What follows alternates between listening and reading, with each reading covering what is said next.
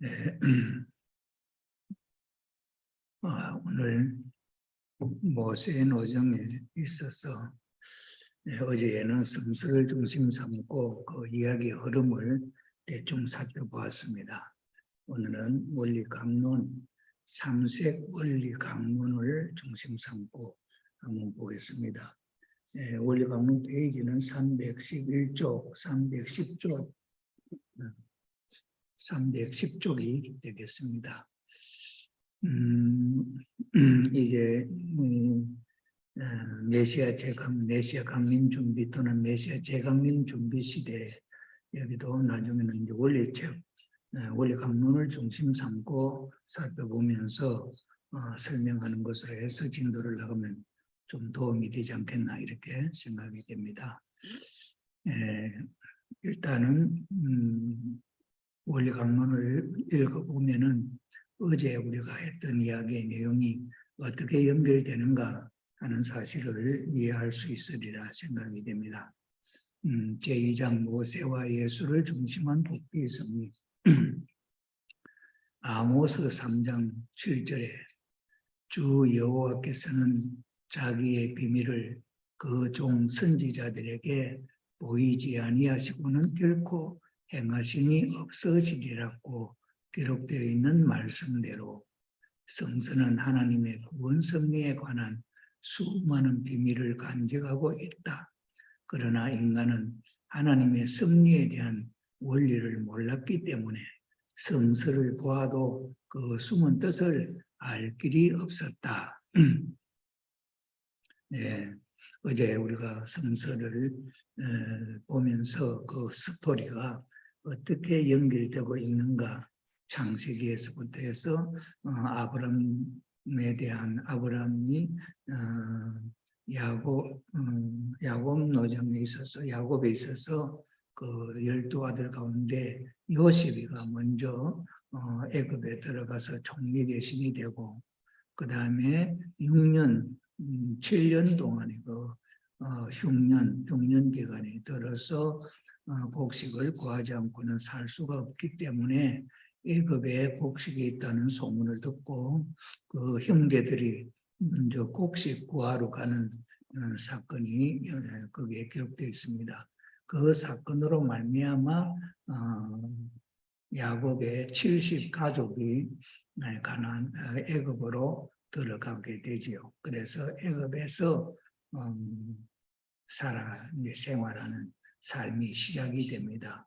그것이 400년이 지나가는 그 애굽 아브라함의 재물 실수로 나타나게 되는 그런 탕감의 조건을 세우는 탕감 기간으로서의 400년이 흘러간다 하는 이야기를 말씀을 드렸고, 이제 그 출애굽기로부터 있어서는 그렇게 해서 400년, 430년, 400년 동안 종살이 했던 기간, 탕감의 기간이 끝났기 때문에 하나님은 모세를 세웁니다. 그래서 모세가 태어나는 그때 환경의 배경이 어떠하였느냐 하는 것이 출애굽기 1장에 기록되어 있는 내용으로 해서 모세를 하나님이 세워 준비를 한 터전 후에 1차 승리를 하려고 했으나, 그러나 애굽인을 쳐 죽인 것이 이 히브리 사람들에 의해서 탄로나무로 말미암아 모세는 궁중으로 들어가지 못하고 바로 왕의 낯을 피해서 미디안 강으로 가서 피난 생활을 하면서 40년 생활이 흘러갔다. 그 터전 후에 이제 호렙산에서 여호와를 만나죠. 가시나무에 불이 걸려 있는 모습을 보고, 보통 불 같으면은 그 나무가 타버리면 불이 꺼질 텐데 나무가 타지도 않고 불꽃은 활활 걸려 있는 그 모습을 보면서 모세가 이야 이상하다. 그래서 그 불 구경하려고 산에 올라가는데 하나님의 음성이 들려서 모세와 더불어서 이제 출애굽의 역사가 시작되는 내용으로 시작되어서 가나안 땅으로 모세가 이스라엘 대민족을 이끌고 21일 노정으로 갈 수 있었던 노정이 21개월 노정으로 연장이 되고 40일 정탐, 기간에 그 불신의 복으로 말미암아 40년 광야 생활을 통해서 그때 성인들, 어른들은 1세는 다 죽고 2세들을 중심 삼고 40년 노정에 2세들을 중심 삼고 여호수아가 이들을 이끌고 가나안으로 들어가는 노정을 모세의 노정에 있어서 소개해 드리게 되었습니다. 그 내용에 이제 원리적으로 어떻게 설명하고 있는지 그래서 이거 한번 보는데 이렇게 성서에 있는 그 이야기는 그냥 그 성서 이야기만 보아갖고는 탄감복귀 섭리에 있어서 어떤 역할을 하는지를 잘 알 수가 없다. 이 이야기죠. 그래서 그 성서에 보이는 그 하나하나의 내용은 아모스 3장 7절에 기록되어 있는 내용을 중심 삼고 볼 때 하나님께서 나타내시는 이 모든 내용들은 여호와께서는 자기의 비밀을 그 종 선지자들에게 보이지 아니하시고는 선지자들이 보고 그것을 이해하고 그것을 설명할 수 있을 정도로 그렇게 알려주시고 모든 일을 행하신다. 그런 이야기죠. 그런 입장이기 때문에 성서에 나타나 있는 그 내용의 이야기의 배경에 숨어 있는 그 뜻도 있는데 이것은 우리 보통 사람으로서는 성서를 읽어서 알 수가 없다. 그런 이야기죠. 그래서 성서에서는 하나의 선지자의 생애에 대한 기록도 선지자의 생애에 대한 것은 모세 이후에 민족적으로는 많은 선지자들이 있었고 그 다음에는 모세 이전에는 아브람 또는 아담, 노아, 아브람, 이삭, 야곱 이런 가정의 중심 인물들이 있었지요. 이들이 선지자적 입장이 되겠지요. 이런 선지자의 생애에 대한 기록도 아담에 대한 기록, 노아 가정에 대한 기록, 아브람 가정에 대한 기록 이 모든 것들도 그 실상은 단순히 그의 역사에만 스토리 역사적인 어떤 과거의 일로만 엮어져 있는 그런 것이 아니다 이 말이죠. 그 선지자의 생애를 통하여 타락 인간이 가야 할 길을 보여준 것이다. 이렇게 원리에서 제시하고 있죠. 이 간단한 말의 의미가 우리가 아담 가정에 있어서는 하나님이 탄감복귀 섭리를 시작하셨다. 그런데 타락한 장본인인 아담을 직접적으로 하나님이 상대해서 탄감복귀 섭리의 역사를 할 수가 없다. 왜 그러냐? 그것은 바로 타락함으로 말미암아 두 주인을 상대할 수 있는 중간 입장에 놓여져 있기 때문이다. 이런 이야기는 성경에 없지 않아요. 아담 해와 타락하고 나서 그 다음에는 어떤 이야기냐? 하나님이 가인과 아벨을 세워서 제사를 지나게 하는 것이 기록되어 있죠. 그래서 아담에게는 그런 명이 떨어지지 아니하고 그의 아들 가인 아벨이 하나님 앞에 제사를 지냈는데 아벨의 제사는 하나님이 받으시고 가인의 제사는 받지 않았다. 이렇게 성서에 기록되어 있지 않아요. 그럼 왜 아벨의 제사는 받을 수 있는데 가인의 제사는 안 받고 또 하나님이 두 사람에게 제사를 지나나 해놔놓고는 왜 가인의 제사는 안 받느냐? 그 의미가 뭐냐? 이런 데 대한 내용은 그 설명이 없습니다. 이런 이야기다 이 말이에요. 그래서 선지자 아담에 대한 성서에 기록되어 있는 내용이 있지만은 그 배후에 숨어 있는 탄감복귀 섭리를 중심 삼고 직접적으로 설명되지 아니하는 이야기들이 선지자의 생애에 나타나고 있는데 이것은 타락한 인간으로서는 더더구나 알 수가 없고 그 생애를 통해서 하나님은 무언가 나타내 보여서 하나님이 천국으로 인도하시려고 하는 그 섭리의 한 단면을 보여주시는 것이다 이 말입니다. 그런데 우리가 성서를 봐서는 이해할 수가 없다 그런 이야기입니다. 그 다음에 특히 하나님이 야곱과 모세를 세워 복귀 섭리 노정을 걷게 하시어 그것으로서 장차 예수님이 오셔서 인류의 구원을 위하여 걸으실 섭리 노정을 어떻게 미리 보여주셨는가 하는 것을 알아보겠다. 그렇게 했죠. 그래서 여기에 선지자들의 생애에는 그러한 하나님의 섭리가 있는데 그것은 한 스토리로 이야기되어 있는 성서의 표면의 이야기는 우리가 그냥 단순히 그것을 읽어가지고는 하나님의 내면적으로 우리들을 구원하시고 하는 그 섭리의 의미라든지 있는 것을 알 수가 없다 이 말이죠. 그 노아에게도 마찬가지죠. 노아가 120년 동안 산 꼭대기에다 배를 짓는다 하는 이야기가 거기에 기록되어 있지 않습니까? 왜 하나님이 산 꼭대기에다 배를 짓게 했는지, 또 노아는 그 한마디 듣고 배를 강가에다나 바닷가에다 짓지 않고 산 꼭대기에다가 어떻게 지을 수 있었느냐. 그런 세상 사람들은 어떻게 됐냐. 그 이야기의 내용 속에는 그런 의미가 없지 않습니까? 그런데 단간복귀 섭리라고 하는 이 원리를 가지고 이제 참부모님이 그 숨겨져 있는 우리로 하여금 하나님 앞으로 이끄는 섭리에 대한 자세한 내용을 소개하는 것이 통일 원리에서 단간복귀 원리를 중심 삼고 설명하는 내용이었다 이거죠. 그래서 방주가 왜 상층이냐, 거기에는 왜 모든 짐승 동물들이 다 상상으로 타게 되었느냐, 왜 홍수비가 40일 동안 오게 되었느냐, 뭐 이런 내용들이 거기에 성서에는 나타나 있지 않습니까? 노아가 물이 줄어들었는가 알기를 위해서 창문으로 비둘기를 내어보냈다 하는 이야기는 성서에 그냥 기록되어 있는 스토리인데, 진짜로 우리가 생각해 볼 때 물이 줄었느냐 안 줄었느냐 하는 걸 알려면은 비둘기를 내보내는 그 창문 구멍으로 볼 수 있잖아요, 그죠?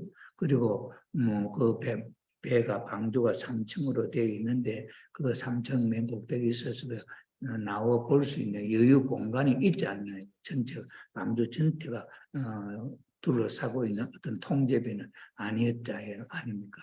이런 면이 있어서 비가 물이 줄어드느냐 안 줄어드느냐 하는 것은 성서에 기록되어 있는 단순한 이야기지만 그 내면의 비둘기를 내보내는 그 의미는 무엇이냐 하는 데 대한 숨겨진 뜻이 있기 때문에 이러한 것은 보통 우리가 알 수가 없다 이거죠.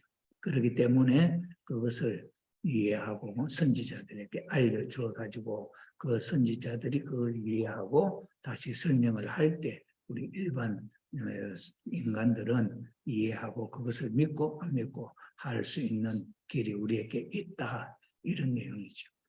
이것이 이 모세노정의 처음에 소개하는 아모스 3장 7절에 하나님은 반드시 그 종 선지자들을 통해서 알려주시고 보여주시고 알려주시고 행한다 하는 이 말씀을 놓고 볼 때 성경에 기록되어 있는 그 내용들이 있었어도 그 비밀은 누군가 알고 있다. 그 알고 있는 선지자가 다른 사람에게도 소개해서 그 내용이 이해되도록 인도하는 그런 일들이 성서적으로 지금까지 타락한 인간을 하나님의 자녀로 구원하는 섭리에 그렇게 되어져 왔다.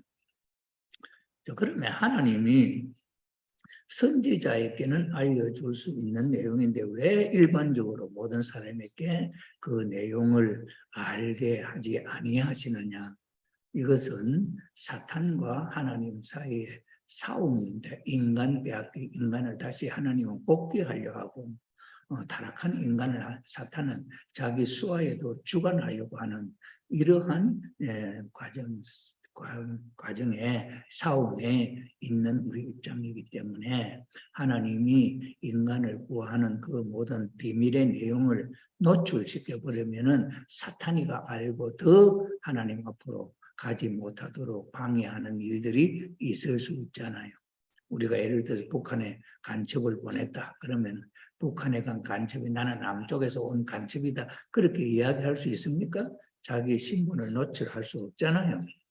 그러니 그것을 숨겨서 하나님의 뜻을 이루어내기 위해서 우리가 남쪽에서 북한에 파송한 스파이로서의 사명을 이룩할 수 있도록 하기 위해서는 엄밀히 그 모든 내용을 숨겨서 이렇게 보내는 것을 우리가 알지 않습니까? 이건 마찬가지로 성경에 나타나 있는 그 이야기는 그냥 단순한 한 이야기 스토리처럼 단순하게 기록되어 있지만은 그러나 그 단순하게 기록되어 있는 그 뒷면에는 하나님이 인류를 타락한 인류를 하나님의 자녀로 구원하시는 섭리가 그 배경에 있다. 이거죠.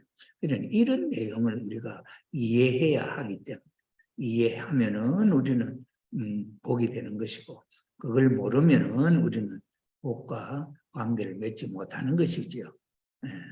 1천, 6천년 역사를 놓고 볼 때 어떤 인간이든 우리 조상이든지 간에 전부 다 행복하게 살고 싶어 하는 그런 마음을 갖고 지금까지 살아오고 있다는 이야기를 하지 않습니까? 여러분들도 그렇고 여러분들의 조상들도 그렇고 그런 삶이었잖아요. 그런 행복을 찾아가는데 지금 우리가 살고 있는 이 현실에서는 왜 행복을 찾을 수 없느냐? 그것은 하나님의 창조 본연의 세계가 아니고 사탄이 인간을 타락시켜서 지옥을 만든 그 환경 속에 우리가 살고 있기 때문에 여기는 행복이 있을 수 없다 이 말이죠. 그러니 이 죄악의 역사에서 벗어나서 하나님이 예비한 천국 낙원 에덴 동산에 다시 우리가 돌아가서 복귀해서 하나님을 모시고 행복하게 사는 그 삶이 천국이라고 하는 이상으로 표현되는 내용이다 이거죠. 자, 이런 입장에서 우리가 생각해 보게 될 때 이 성서에 대한 내용을 이해하는 것은 나의 행복에 대한 문제와 직접적으로 관계가 있는 내용이다 하는 것을 우리가 알 수 있고 그 다음에는 이것이 이제 말씀 원리를 통해 가지고 아브라함 가정에 있어서 이삭, 야곱을 중심 삼고 실질적으로 사탄을 굴복시키는 본보기 노정을 보여주셨다 하는 것이 원리로 아브라함 가정에서 소개된 내용이었죠. 그런 야곱을 중심 삼고 사탄을 굴복시키는 그 노정을 가지고 또 누가 그 길을 가느냐? 모세가 그대로 해본다. 그러면 야곱이 거쳐갔던 그 일들의 내용하고 모세가 살아왔던 내용의 일들하고 그런 같은 내용이 있느냐 없느냐 살펴보면은 야곱에서 사탄을 굴복시키는 그런 노정이 있었다. 그런데 그것이 모세 때에서도 그대로 그렇게 운영되고 있다 한다면은 하나님은 야곱을 통해서 사탄을 굴복시키는 노정을 보여준 그대로 모세가 따라가고 그 모세가 그렇게 해서 성공하고 그 모세가 간 길을 예수님이 그 승리를 보고 따라간다. 그러면 예수님 때도 그런 일이 있었느냐 하는 것을 보면은 직접적으로 하나님이 이러한 원칙을 가지고 인류를 구원하는 승리를 확실히 하고 있다 하는 것을 우리가 이해할 수 있지 않습니까? 그렇다고 한다면 우리는 어떻게 살 거냐? 우리도 그 원칙에 의해서 살면은 사탄을 굴복시키고 하나님의 자녀로 살 수 있는 길이다. 이것을 소개하는 것이 모세의 노정에 있어서 이야기다 하는 것으로 이렇게 서론을 열었습니다.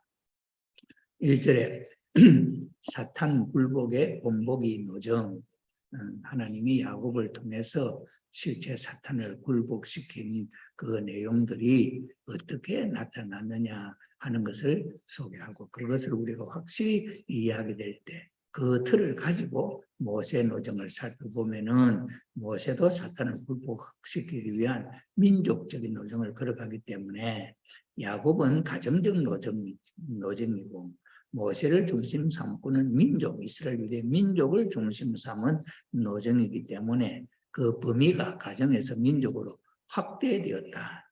그 다음에는 예수님 때 가면 그는 국가 세계적으로 그렇게 그 다음에 재림주님에 있어서는 천주교, 영계와 육계 전체적으로 성리적인 노정을 걸어가는 하나의 모델 케이스다. 이렇게 이해를 하게 되겠죠.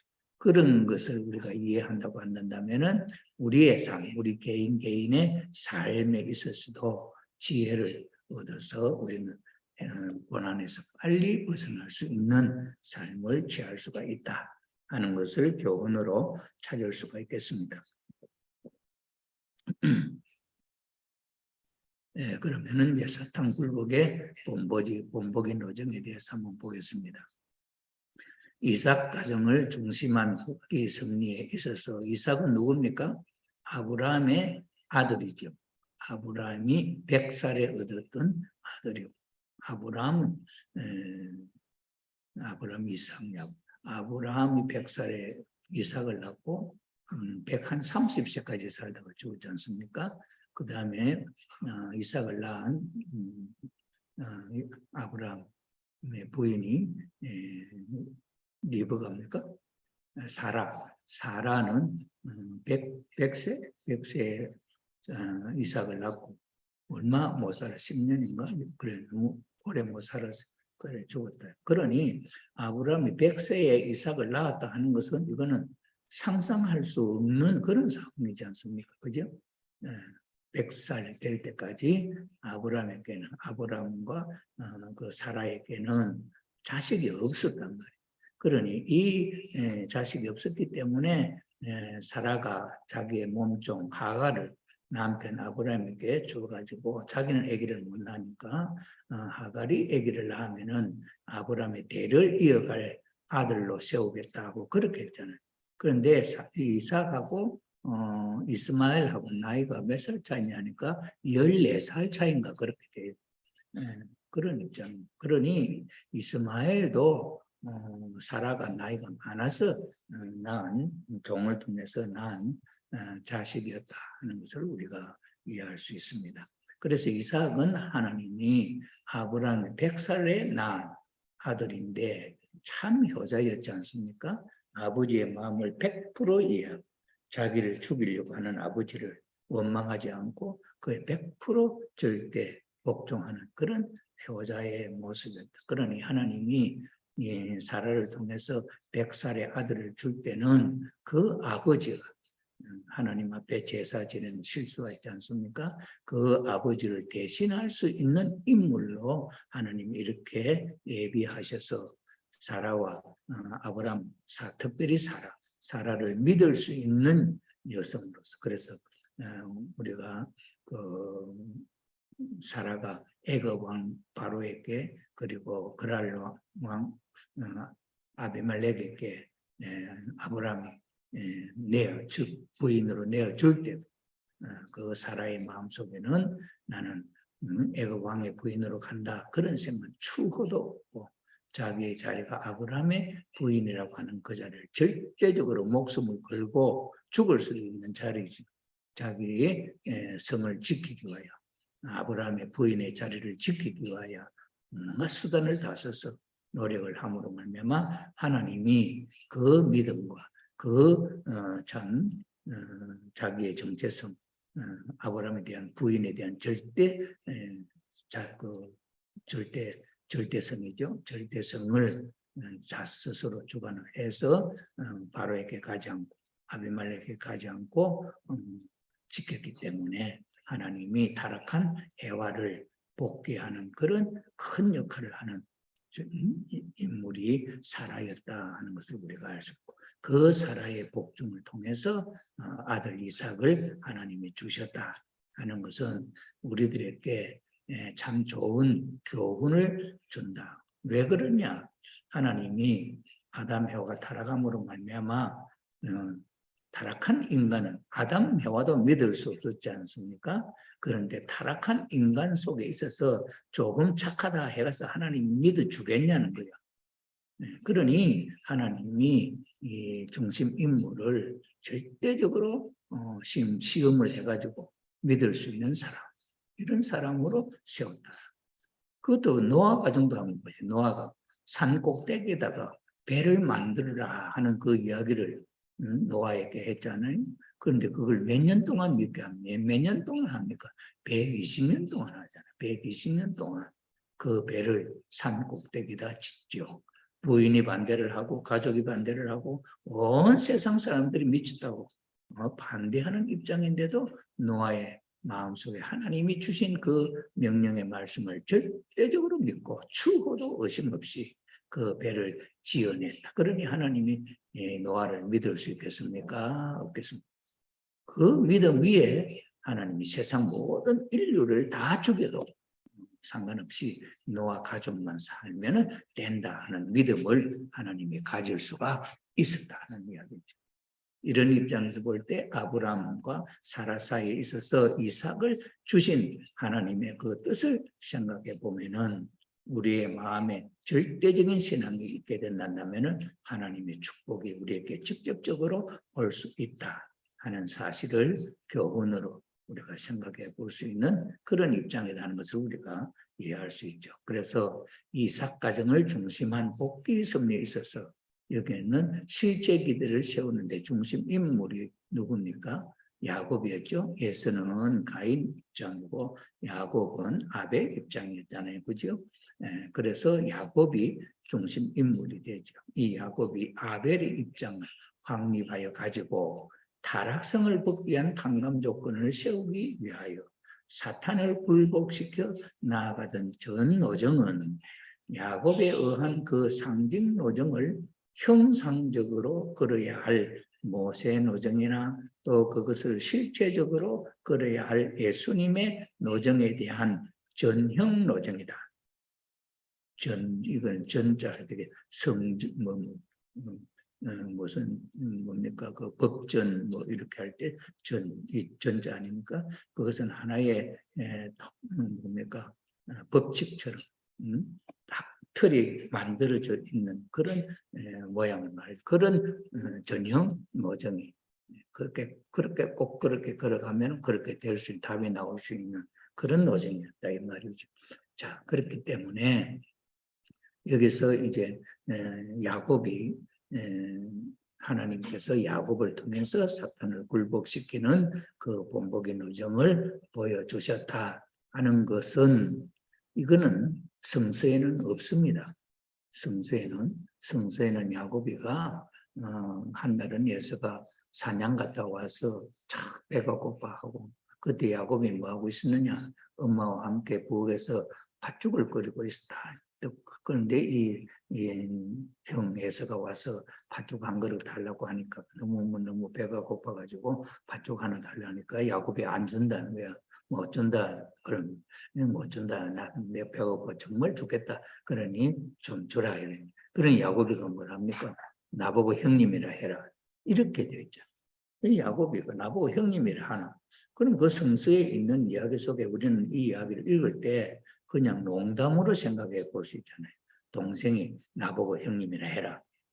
이렇게 간단하게 이야기할 수 있는 스토리로 엮어져 있지만 이것이 단간복귀 섭리라고 하는 내용을 갖고 이 말 한마디 나보고 형님이라 해라 하는 이 이야기는 질서를 뒤집어 놓는 이야기입니다. 천사장 루시엘이 하나님의 아들 주인 아담과 해와를 역주관해서 종으로 만들어버리지 않습니까? 그렇기 때문에 단간복귀라고 하는 종의 자리에 있는 인간이 천사를 종의 자리로 내려보내고 인간이 다시 주인의 자리에 올라가는 그것이 단간복귀 섭리라 이 말입니다. 그런데 성서에는 종하고 그렇게 싸우는 일이 없습니다. 성서에는 형님하고 동생하고 다투는 일이 나와 있지 종하고 주인하고 다툰다는 이야기는 없어요. 이거는 무슨 어떤 입장에서 본 시각이냐? 이게 탕감복귀라고 하는 시각으로 야곱과 예서를 본 것이죠. 그래서 예서와 야곱 형님과 동생은 탕감복귀 섭리에 있어서 천사장 루시엘의 자리, 아담의 자리 이것을 상징하는 자리였다 이 말. 그럼 이건 누가 그렇게 설명하느냐? 아무도 없습니다. 누가? 아버님 문수명 선생님이 원리를 이 성경 공부를 하면서 어떻게 하나님은 인간을 구원하시느냐 그냥 구원한다고 물에 빠진 사람 들어 올리듯이 그렇게 되느냐 그렇게 될 일 아니다. 왜 그러냐 실질적으로 이 구원이라고 하는 것은 사탄이라고 하는 악마가 자기의 종들을 자기의 종 인간들을 부리고 있고 주관하고 있기 때문에 거기서 하나님이 건져내고 드러낸다 할 때는 사탄이가 내줍니까? 절대적으로 안 주잖아요. 그러면 하나님은 그 사탄 속에 있는 인간이지만은 어떤 조건이 내가 취할 수 있는 어떤 조건이 성립되면은 사탄이가 참소할 수 없는 어떤 조건이 만들어지면은 구해낼 수가 있다. 이것을 단간복귀 원리로 온 시각이거든요. 그런데 성서에는 이런 시각으로 기록되어 있고 이런 시각으로 설명되어 있는 부분 하나도 없습니다. 그러니 우리 통일 원리가 그냥 누구의 머리로 지어냈다? 절대적으로 그렇게 이야기할 수 없는 내용이다 이 말. tan간복귀 원리라고 하는 시각으로 보지 않으면은 이 성서에 있는 이야기가 풀리지 않는 거예요. 왜 야곱이가 동생인데 형님이 되려고 하느냐? 그럼 형님이 되어가지고 또 이삭 앞에 거짓말을 누가 하고, 야, 어머니 리브가 하고 이 야곱이 짜가지고 아버지를 속이잖아요. 그런 이야기가 성서에 나와 있는데 엄마와 아들이 속여서 짜가지고 아버지를 속이고 형님의 장자의 자리를 축복을 빼앗았다. 여러분 일반적으로 생각하면 tan간복귀라는 말이 없이 생각하면 이건 이해될 수 있는 내용입니까? 이해될 수 없죠. 그러니까 일반적으로 성서를 보는 사람만으로는 야곱이는 나쁜 놈이다. 그 다음에 그 엄마도 나쁘다. 이삭의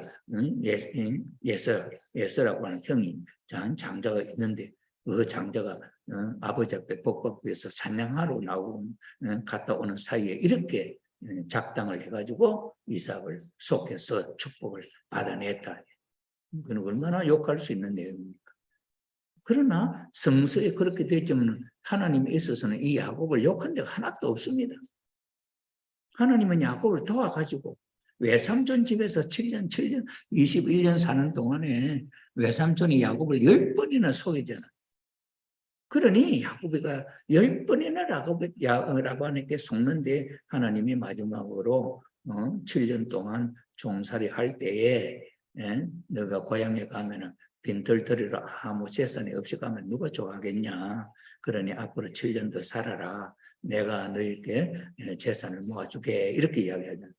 그런데 지금까지 라반이 야곱을 속였대. 야곱이가 그 속이는 라반을 이길 수가 없었잖아요. 그런 입장에 있어서 할 때 그러면 야곱이 그때 뭐를 제시하냐면 확실하게 속일 수 없는 징표가 뚜렷한 것으로 자기 몫을 정하는 거죠. 그래 뭡니까? 그게 얼룩한 점박이 짐승이 태어나면은 그것을 내 몫으로 주세요. 이렇게 조건을 했어요. 그래 라반이 생각해 볼 때 그건 횡재야. 그때 얼룩한 점박이 새끼, 소나 양이나 말이나 뭐든지 그런 것은 100마리에 한 마리 날똥말똥한 희귀야, 희귀한. 그런데 야곱이가 그걸 선택했다면, 그러면 여러분이 라반 같으면 그 선택은 속으로 웃으면서 오케이 하겠냐, 화내면서 오케이 하겠냐. 그러니까 라반이 그러니까 야곱이 그러니까 아이고 좋다 그렇게 하자요. 이걸 누가 하나님이 보시니까 참 난감하죠. 그러니까 야곱에게 훈수를 들어주는 거야. 야 야곱아 그냥 놔두면 얼룩얼룩한 새끼가 안 나온다. 그러니 너는 내가 시키는 대로 해라. 이래가지고 짐승들 중에서 발정이 나서 새끼를 가질 때쯤 되면은 징표가 보이지 않냐. 그럴 때 그 양을 또는 소를 몰고 와서 이 우물에 물을 먹이라. 근데 그냥 물 하지 말고 거기다가 옆에 있는 버드나무 잎사귀를 훑어가지고 물에 띄워라. 그러면 물에 보면 얼룩얼룩하지 않냐. 그 얼룩얼룩한 그 상황 속에서 이 짐승이 물을 먹고 새끼를 가지면 100% 얼룩얼룩 점박이가 나올 거다. 이건 하나님이 야곱에게 가르쳐준 비법입니다. 그럼 하나님은 야곱에게 왜 이래? 야 라반을 속여서 이렇게 할 수 있도록 훈수를 합니까? 야 라반이 야곱을 10번이나 더 속였던 내용이 있기 때문에 하나님이 야곱을 도와서 그렇게 지시를 한 거죠. 이렇게 해서 7년을 지나니까 라반 외삼촌의 재산하고 야곱의 재산이 같아진 거야. 이렇게 되니 어떻습니까? 그 외사촌, 그 라반의 아들, 딸들이 야곱이가 우리 재산을 훔쳐가고 있다. 도둑질하고 있다. 이렇게 참소가 나오니까 더 이상 있을 수가 없어서 야곱이 고향으로 돌아오는 역사가 거기서 전개돼요. 성서에는 이렇게 간단하게 되어 있지 그 내용의 자세한 설명이 무엇 때문에 그렇게 되어 있느냐 하는 데 대한 설명이 없다. 그럼 그 설명에 대한 그 이해에 대한 그 배후에 있는 깊은 뜻에 대한 이해를 뭘 어떻게 할 수 있는 그거는 tan간복귀라고 하는 시각으로 공식으로 볼 때 그 이야기의 스토리가 어떤 의미를 갖고 있는 이야기냐 하는 것을 본복이냐 하는 것을 우리가 이해할 수 있다 하는 거죠. 자 이렇게 하나님은 사탄 마귀 마귀, 사탄 마귀의 속에 살아가고 있는 인간을 구해내는 승리이기 때문에 하나님의 그 승리의 말씀은 비유와 상징으로 되어 있지 또렷하게 확실한 내용으로 되어 있는 것이 아니다 하는 것을 우리가 알 수 있습니다. 우리가 어떤 사주 관상을 보고 1년 신수, 1년의 운세를 보고 하는 것, 또 호기심으로 보기도 합니다만 내가 앞으로 사는 삶이 어떻게 될까 그거 궁금하지 않아요? 그런 것을 알 수 있다고 한다면 모르는 것보다 아는 게 훨씬 낫지 않아요? 1년의 신수도 내가 어떻게 화가 있는지 재가 있는지 이런 걸 알기 위해서 참 점도 보고 그 다음에는 그 뭐 사주 관상도 보고 이렇게 하는데 우리의 정말 행복한 참된 영원한 행복 하나님의 자녀로 나아갈 수 있는 복된 길이 있다고 한다면 그 길을 찾아서 안 가겠습니까?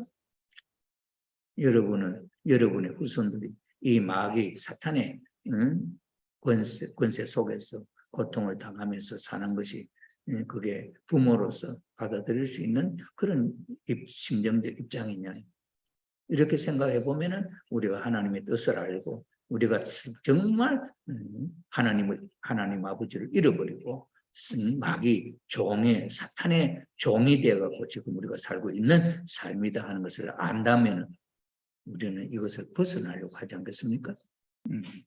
그래서 불교에서도 이런 이야기가 상징적인 예화 이야기가 많아요.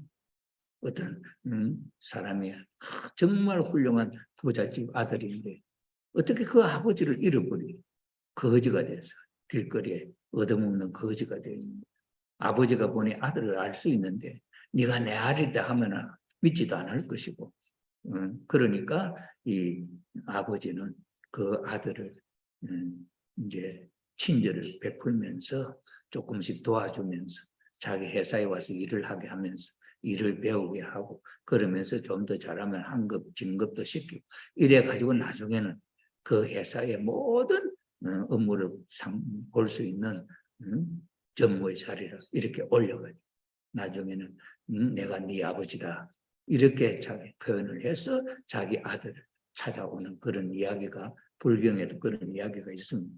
이런 입장에서 볼 때 하나님이 타락으로 말미암아 잃어버린 아들, 딸들, 사탄 마귀의 종이 되고 그 주관에 얽매여 있는 입장인데 하나님의 덜렁 구해낼 수도 없고 얼마나 신경을 쓰시고 얼마나 참 구원하시기 위해서 애를 쓰시며 하는 것은 이 성서의 내용 속에 잘 담겨져 있는 의미다 하는 것을 우리는 더 성경을 많이 알면 알수록 이러한 탕감 복귀 원리를 가지고 이런 시각으로 하나하나의 이야기를 볼 때 정말 놀라운 하나님의 사랑이 여기에 담겨져 있다 하는 사실을 우리가 알 수가 있게 됩니다. 자, 그래서 이 야곱을 중심 삼고 사탄을 굴복시키는 그 노정을 하나 세워놔놓고는 그에 의한 상징 노정을 형상적인 노정으로 걸어야 하는 지도자가 누구였냐? 모세다. 그러니 이 모세가 일할 때 하나님이 보여주시지 않고는 내가 하나도 할 수가 없다 하는 이야기가 하나님이 이길 수 있는 그 길을 보여주신 하나님이다 하는 것을 아는 모세였다, 지도자가. 그러니 하나님이 세운 훌륭한 지도자는 이런 안목을 갖고 있는 지도자였다 이 말이죠. 그래 모세가 가는 그 노정을 실제적으로 그래야 할 사람 누구냐? 예수님입니까?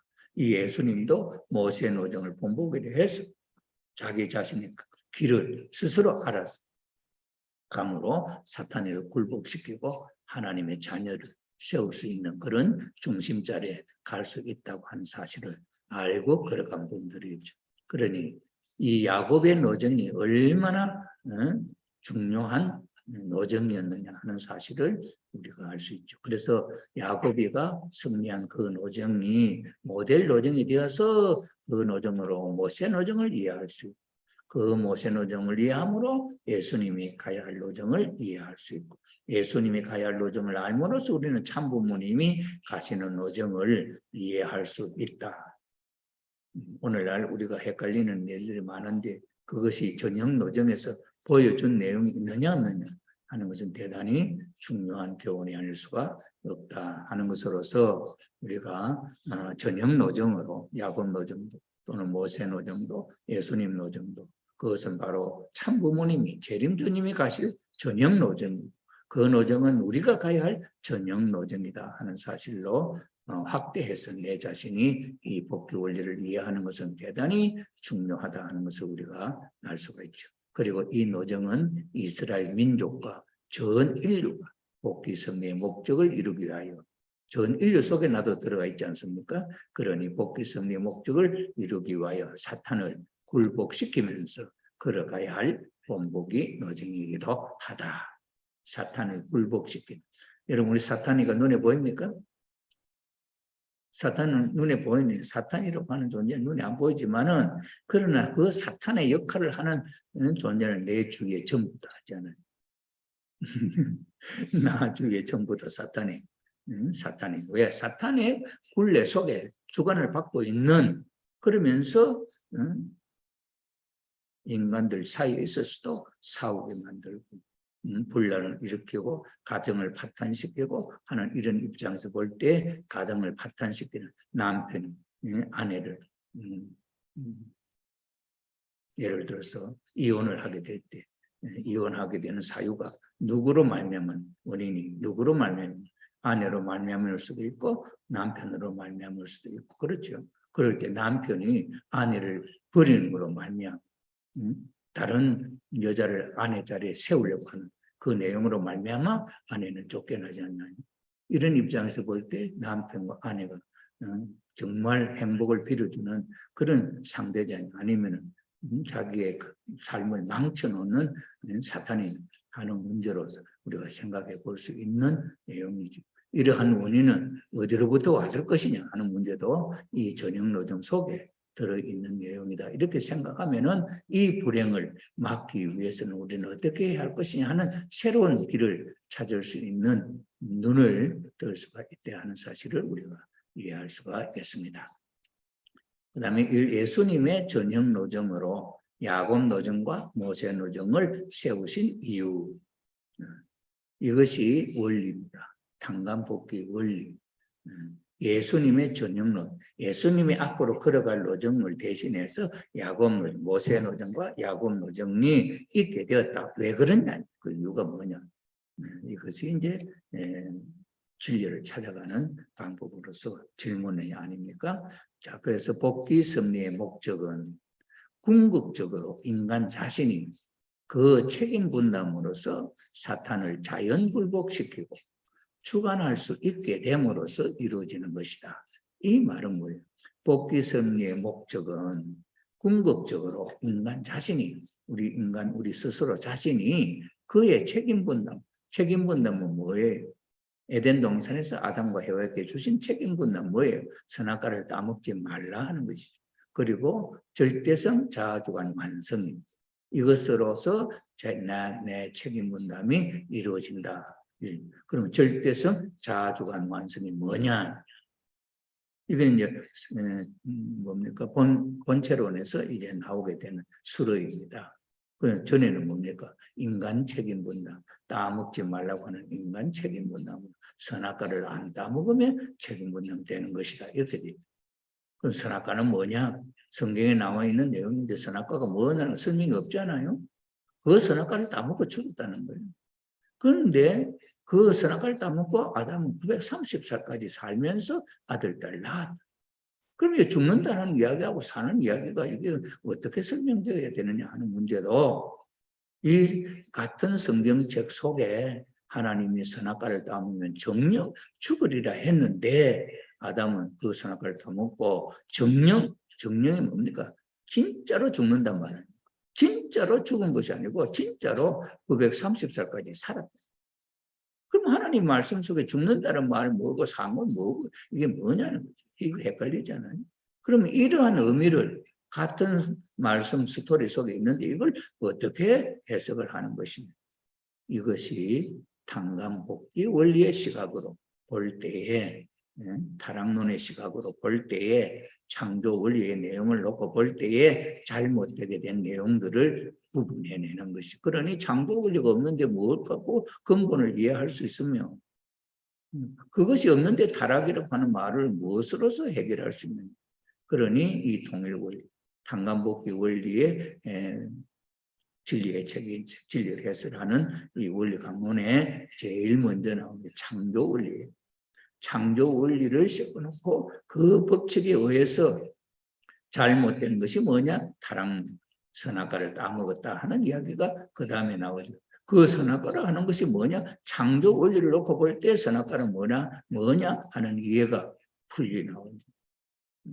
그래서 이러한 내용은 복귀 섭리의 목적, 궁극적으로 인간 자신이 책임을 우리 스스로가 하지 않으면은 이 지옥의 삶에서 아무도 벗어날 수 없어요.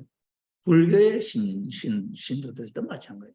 무명이라고 하는 이것은 자기 스스로 극복하지 않고는 넘어갈 수 없는, 아무도 대신 넘어갈 수 없는 그런 입장에서 볼 때 우리 타락한 인간이 사탄의 굴레를 벗어나서 하나님의 자녀로 돌아갈 수 있는 길은 하나님이 해주느냐? 하나님이 절대적으로 못해줘. 누가 해야 되냐? 내 스스로 책임을. 내가 해야 할 것은 내가 해야 그 한 단계를 벗어나고 넘어갈 수 있다. 그래서 사탄을 자연굴복시켜야 돼. 자연굴복.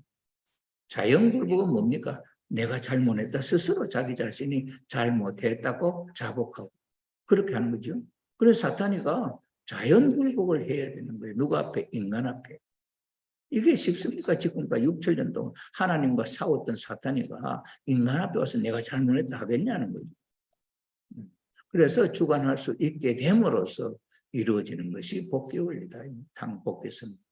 그러니 그게 쉽지 않잖아요. 그래서 이러한 것이 사탄이가 그렇게 하도록 놔두지 않기 때문에 이것을 하나님이 굴복시키는 것을 보여주시는 거죠. 그래서 예수님이 인간 조상으로서 메시아의 사명을 맡아서 오신 것도 사탄 굴복의 최종적인 노정을 개척하여 모든 성도, 모든 인류들로 하여금 그 노정을 따라 예수님이 메시아가 승리한 그 노정을 따라서 가게 되면은 사탄을 자연 굴복시키게 할 수가 있다.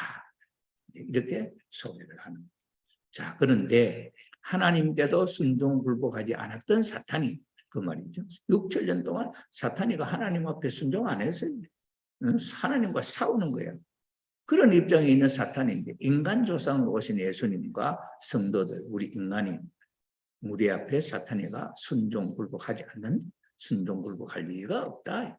그러므로 하나님은 인간을 창조하신 원리적인 책임을 지시고 하나님이 인간을 창조하셨기 때문에 창조주로서의 일차적인 책임을 지시고 타락한 인간을 사탄이를 이길 수 있도록 도와주는 섭리를 하셨다. 그것이 야곱을 세우심으로써 그를 통하여 사탄을 굴복시키는 상징 노정, 그것도 직접적으로 이렇다 하는 게 아니고 상징 노정으로 본보기로 보여주셨던 것이다. 하나님은 이와 같이 야곱을 세우시어 사탄을 굴복시키는 본보기 노정을 보여주셨기 때문에 모세는 이 노정을 본보기로 하여 그 형상 노정을 상징 노정하고 형상 노정은 또 뭡니까? 상징 노정은 좀 애매하지. 예를 들어서 대한민국이라고 하는 실체를 놓고 대한민국을 상징하는 것은 뭐냐? 이런 태극기 또는 국조, 새는 또 국조가 뭐 있겠죠? 국조는 뭐냐? 뭐 까치? 뭡니까? 국조는 뭐 우리 대한민국을 상징하는 꽃은 뭐 무궁화죠. 뭐 이런 것처럼 상징이라고 하는 건 확실하지 않고 그저 닮은 거예요. 그럼 형상적이라고 하는 건 뭐냐? 그것은 예를 들어서 대한민국을 상징하는 것은 태극기나 뭐 무궁화 꽃이나 이런 걸 이야기했는데 그러면은 형상적인 건 뭐냐? 형상은 모양이 같다 이 말이에요. 그러면 대한민국의 형상 모양은 뭡니까? 지도지, 지도. 그러면 무궁화 꽃이나 태극기하고 대한민국이라는 나라를 놓고 무궁화도 대한민국을 그다음에 태극기도 대한민국. 그러나 구체적인 모양은 같지 않고 성질이 상징하는 내용을 담고 있다. 그런데 형상이라는 뭐야? 그 모양을 그대로 닮은 것이 그게 지도다. 지도. 그래서 이 형상 노정하고 상징 노정에 대한 의미는 그렇다. 그러니 본복의 상징 노정보다는 형상 노정이 더 구체적이다. 그 다음에 형상 노정 다음에 그래 뭐예요? 실체 노정이 또 있다. 실체는.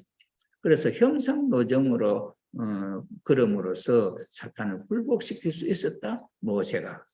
그리고 또 예수님은 야곱 노정 상징적인 노정이라 했죠. 그 상징적인 노정을 밟아서 모세 노정이 형상적인 노정으로 걸었다. 성명에 되죠.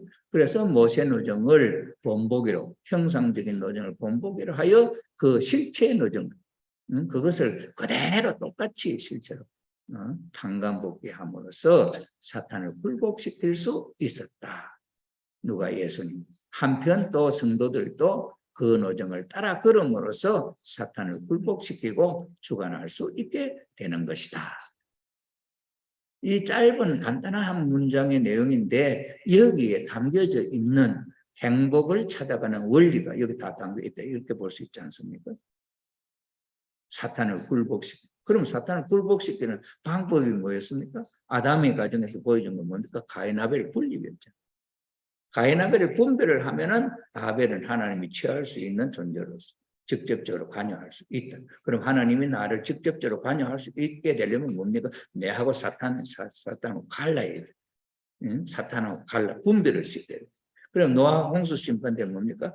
노아 가족하고 세상 인류고 갈랐잖아요. 어디 방주에 태워가지고 세상 사람 분별을 시켰다.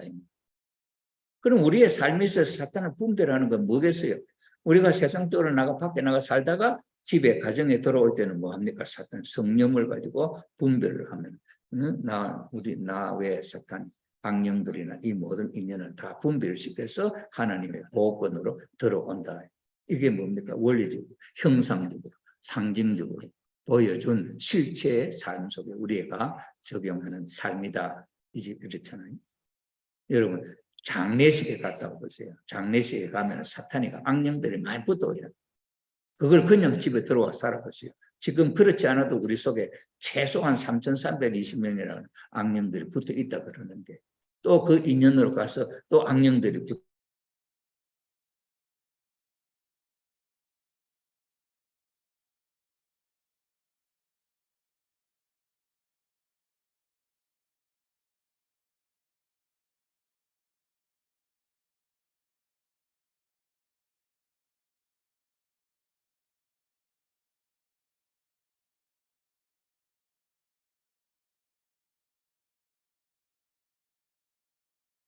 지니까 어떻게 돼요? 그것을 분립해내야 되잖아요. 그런데 분립해내는 방법을 누가 가르쳐 줬어요?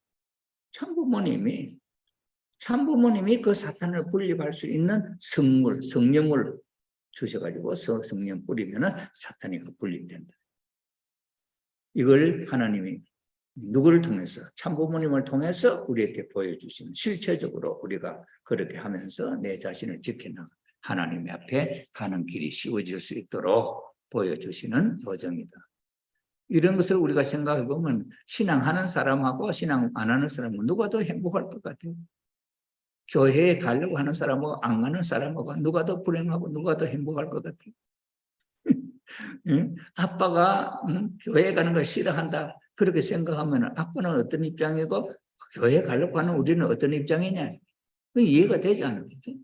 이해가 안 되기 때문에 안 하는 거지.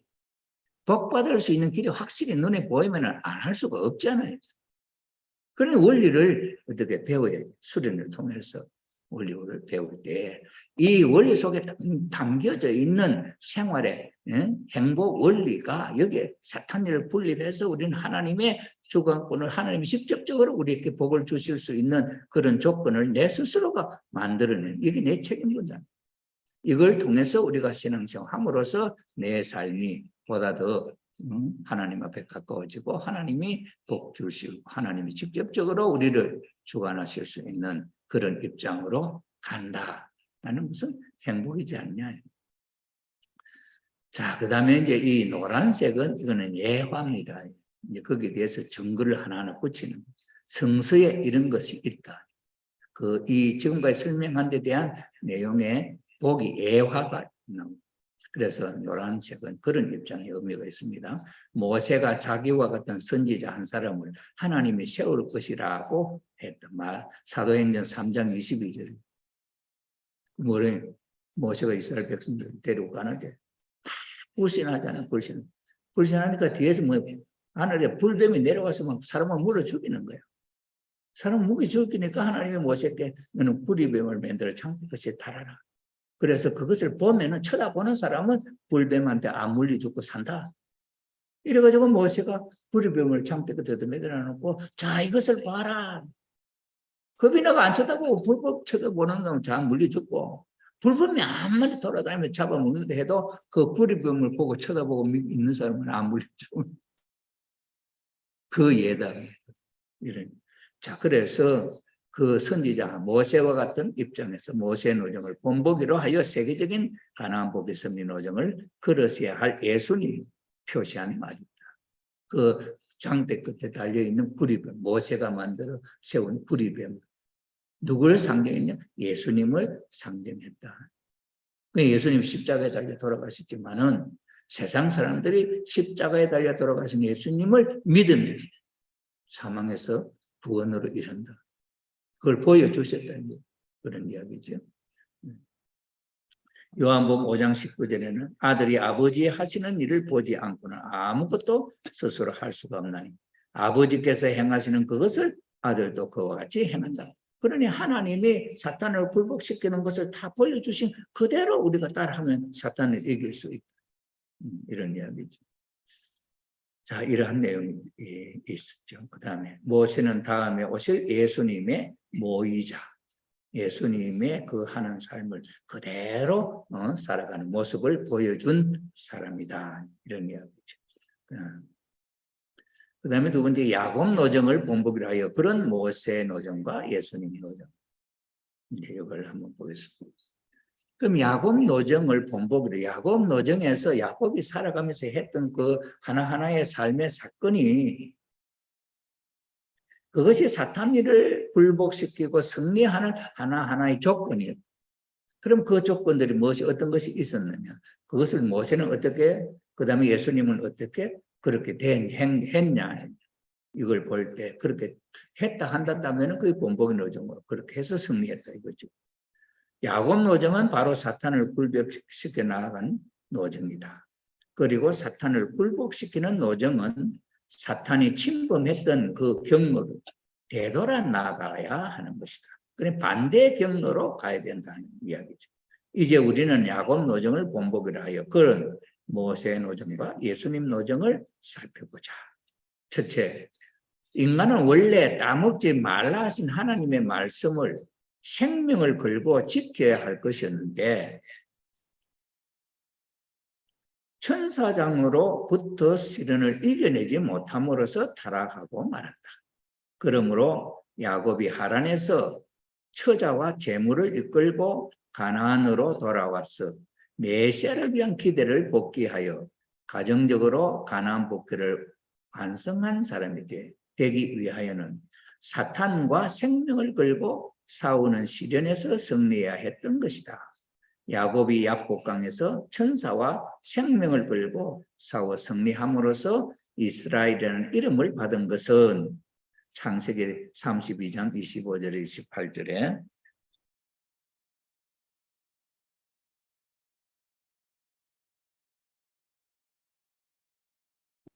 28절에 그 야복강에서 씨름할 때 네 이름이 뭐냐 야곱이라 하니까 이제 야곱이라 하지 말고 이스라엘을 해라 했던 그 이야기죠.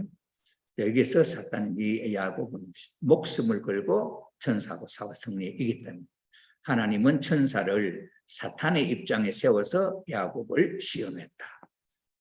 이때 이제 실제 사탄하고 야곱이가 그렇게 싸워서 짓담아 죽는 거는 그런데 하나님이 천사를 세워서 사탄하고 시험하게 한 것은 이것은 저도 죽지는 않고 그런데 여기 이기면은 실제로 사탄을 이긴 하나의 예가 되죠. 그래서 하나님은 천사를 사탄의 입장에 세워서 야곱을 시험하셨다.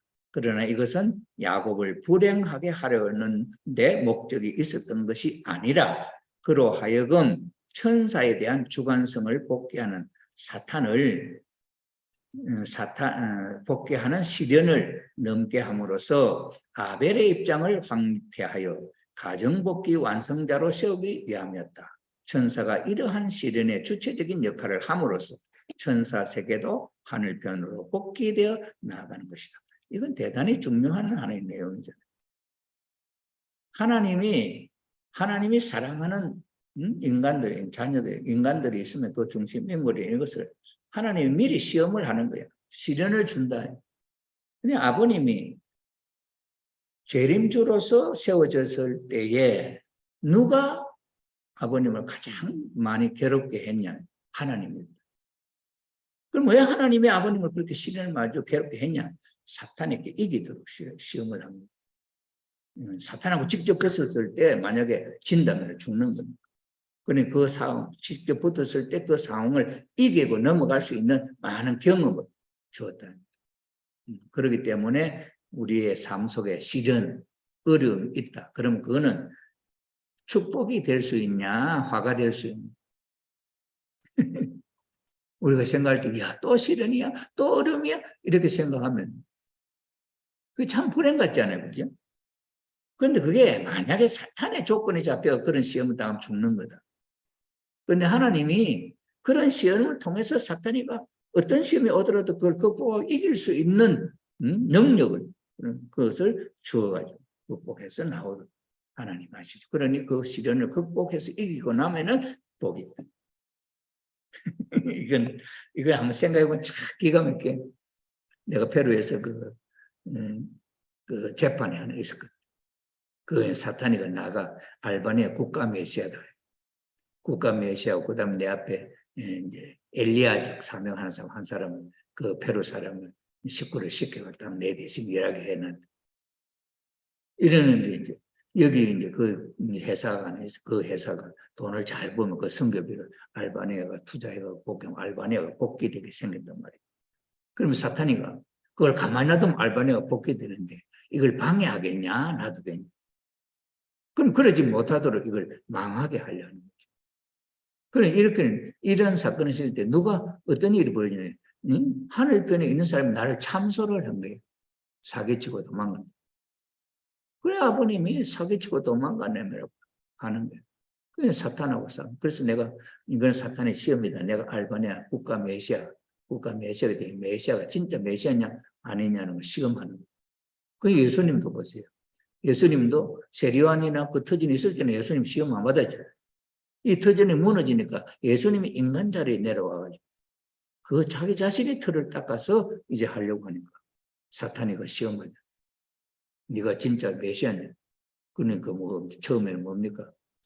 처음에는 돌떡을 만들어 먹을 돌을 떡을 만들어 먹는 성경에 나오시니까 그냥 배가 40일 동안 굶었으니까 그냥 밥을 먹을 이 말인가 이렇게 생각합니다. 예수님은 보면 그건 내가 떡으로 사는 게 하나님의 말씀으로 산다 하는 원리적인 답변이. 인간은 말씀을 잃어버렸잖아요. 타락한 말면. 근데 예수님 말씀을 찾기 위해 자기가 말씀의 실체가 되어야 자기 자신인데 사탄이가 나를 놓고 떡이 되라. 그거는 가치 없는 인간이 되란 말이에요. 그는 그걸 원리적으로 알고 극복해서 승리했다. 그게 1차적인 시험이죠. 그럼 2차 시험 뭡니까? 성전 꼭대기에다 세워놓고 사탄이 성전 꼭대기 인류의 조상의 자리에 온 예수님 아니까 성전 꼭대기에다 세워놓고 뛰어내리라. 뛰어내리면 뭡니까? 보잘것없는 인간, 타락한 인간이 되라는 거예요. 그럼 예수님이 그걸 딱 아니까 주 너희 하나님 시험하지 마라. 딱 원리죠. 자기 자리를 알고 주관 행사를 하잖아요. 그럼 여러분들 보세요. 아버님은 여러분들에게 종종 메시아 자리 줬잖아요. 종종 메시아 자리 준데 사탄이 와서 시험을 하는데 나는 종종 메시아에 물러가라! 할 수 있냐? 사탄아 물러가라! 응? 어디 하나님의 아들, 하나님의 딸, 응? 우애끼 응? 독생녀한테 네가 와서 그러냐고. 그렇게 당당해하면 사탄이 물러가지. 그런데 이게 내가 메시아가 맞는지 안 맞는지 그 소리도 한번 못 지르고 이렇게 겁을 내가 벌벌벌 떨고 있으면 사탄이 그 밥이지. 그렇잖아요. 이거 대단한 거예요. 그래, 뭡니까, 천심은 기도에 대해 소리치고 강함 지르고 떳떳하게 하라. 이게 뭐야? 사탄 앞에 기죽지 말고 주장을 해라, 이거. 너가 하나님의 아들로서. 어째 사탄 앞에 놀림감 떼갖고 그렇게 기죽고 있을 수 있냐? 강함을 질러서 종을 물리쳐야지. 이거, 내가 지난번에 아버님이 성화하셨을 때, 경남에 있을 때는 창원에 거기에 분향소를 하고, 진주에다 분향소를 하고, 그렇게 했어요. 근데 창원에 그 교회장 돌아가면서 그 분향소 가서 기도하는, 내가 그때 마산교에 있을 텐데, 가보니까 캄캄한 거야. 영적 배경을 물어보니까 영계 아버님도 영계 가가지고 괴로움을 당하고. 왜? 믿을 수 있는 사람 아무도 울타리가 없는 거예요. 그러니 사탄한테 놀림감 맞고 있는 거지. 그러냐 그날 밤에 최고로 감 지르면서 내가 기도를 했어. 이놈의 사탄은 새끼. 내가 어째서 네 새끼냐고. 6, 7년 동안 너 주관에서 벗어나기 위해서 이렇게 고생을 하면서 참범을 모셔서 성주를 축복을 받고 내가 하나님의 아들이지. 내가 지금 6, 7년 동안 물려왔던 어떤 악성이 그대로 습관이 되어 있는 게 남아있는 조금 있는 게 이것도 내가 몸부림치고 몸서리치면서 벗어나려고 하는데 네가 어째서 내가 네 새끼냐고. 내가 어째서 사탄 네 새끼냐고. 이렇게 막 감지르면서 기도했더니 분위기가 싹 바뀌더라. 영적 분위기. 그런 이런 입장에 있어서 그 기도라고 하는 그런 힘찬 신념을 갖고 할 때 그 효과가 나타나는. 우리는 그런 믿음이 그런 신념이 없을 때가 기도가 제대로 안 맥히는 거예요. 그래서 이런 면에 있어서 그런 걸 우리가 이해할 수 있다. 예수님의 하나님은 천사를 사탄의 입장에 세웠어요. 하늘편 천사가 사탄 대신으로 나를 시험한다. 그러면 인간은 천사인데 졌는데 야곱이는 천사하고 실험해가지고 엉덩이 이 다리가 뼈가 빠지도록 해도 안 놔준 억제로 이기려고. 그러니까 네가 이겼다. 천사가 네가 이겼다 해줘. 그래서 승리했던 거죠. 자, 그래서 그 내용들이 이 원리 강론에 참 자세하게 이해할 수 있도록 정말 잘 쓴 거예요. 자, 그 다음에 모세도 이스라엘 민족을 이끌고 가나안으로 돌아와서 민족적 가나안 복귀 완성자가 되기 위하여는 하나님이 그를 죽이려 하는 시련에 생명을 걸고 이겨내야 했다. 하나님의 모세가 호렙산에서 가시덤불 위에 그 불 끓이는데 하나님이 모세를 불러 올려갖고 말이야. 그 다음에 그 모세를 사살 설득을 해갖고 애굽에 가는 지도자가 되라고. 그래가지고 이제 설득을 시켜놓고 간다고 집에 갔는데 하나님 죽이려는. 그러면 여러분 어떻게 생각하겠어요? 모세가 하나님이 나보고 가라 하던 사람이 나를 죽이려는. 마음이 틀어질 수 있잖아요. 심정상황. 가라 할 때 먼저 나를 죽이려고 하는 거. 그 하나님 내가 어떻게 믿고 가냐? 이래 버리면 끝나는 거죠. 그런데 그런 상황에 딱 모여왔을 때 그 부인이 시보라 그 아들 게르솜을 할례를 시켜. 그러니까 하나님이 모세를 살려줘. 그래 가족이 하나 돼가지고 모세 불신하지 않고 이스라엘 유대 민족을 이끌 수 있는 자발적인 하나님의 가라 해서 아니고 자발적으로 이스라엘 유대 민족을 이끌고 가려고 하는 그런 자리에 세워졌다. 그럼 우리가 스스로 내 책임 분담하고 그런 믿음을 가질 때 내 스스로 자발적으로 나는 뭐가 돼? 나는 신종종 메시아가 되는 거잖아요. 그러니까 그거는 하나님이 만들어주는 거 아니야. 이러면 좋지만 내가 그게 되느냐 안 되는군요. 아담 해와한테 하나님의 몸 실체가 되고 하나님의 자녀가 되는 걸 줬지만 그걸 스스로 지키지 못해 타락해 했어요. 그런 입장이죠. 그게 책임 분담이죠. 그러니 우리 스스로 하나님이 아버님이 우리들에게 신종종 메시아라고 하는 축복을 해줬는데 그걸 내가 그 직분을 내가 감당 못해. 그러면 내가 아니지. 그럼 그건 내 거로 만드는 건 누구냐? 내 자신이 하는 것이다. 이럴 때에 거기에 하나님이 역사를 해주신다 하는 것을 우리가 이해할 필요가 있다. 만일 인간이 이러한 시험을 하나님께로부터 당하지 않고 사탄에게 당하다가 그 시험에 패하게 되면 사탄에게 걸려가게 되는 것이다. 사탄의 주관에서 벗어나지 못한다. 그러므로 하나님 편에서 시험하는 것은 어디까지나 하나님이 인간을 사랑하시기 때문이라는 사실을 우리는 알아야 하겠다. 그러니 고난도 축복이다. 뭡니까?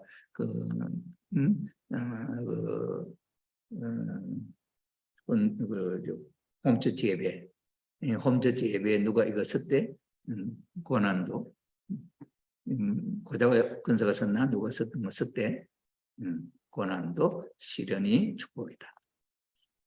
그 이해하면은 우리가 살아가는 게 모든 게 행복이잖아. 사탄, 하나님이 나를 도와서 이 사탄의 악마에서 속을 벗어나게 하는 결정적으로 나를 직접적으로 관여하고 계시는 하나님. 그 얼마나 감사하고 좋은 일이에요. 예수님도 인류를 지상 천국으로 인도함으로써 세계적 가난 복귀 완성자가 되기 위하여는 광야 40일 시험에서 생명을 걸고 사탄과 싸워 승리하셔야만 했다. 여기서 지면은 예수님 죽는 거야. 나도 페루에 있을 때, 이 사탄 시험에 3번 재판에 갔어요. 내가 국가 메시아고 앞에 내 엘리야, 엘리야를 세워놨던 사람을 딱 걸어가지고 이 사람이 책임져 있는데 돈 받을 사람이 이 사람보다는 내가 주인이더라 말고 내 이름으로 재판을 걸어. 그런데 그 서명한 서명한 것은 내가 서명 안 했거든. 이 사람이 했거든. 그러니까 이 사람은 재판해봐요. 이것은 나하고는 아무 상관없다. 이건 내 책임이다. 내가 서명했지 않냐. 그래 검사가 내한테 물어. 이거 당신 서명했냐? 아, 내가 아니다. 안 했다.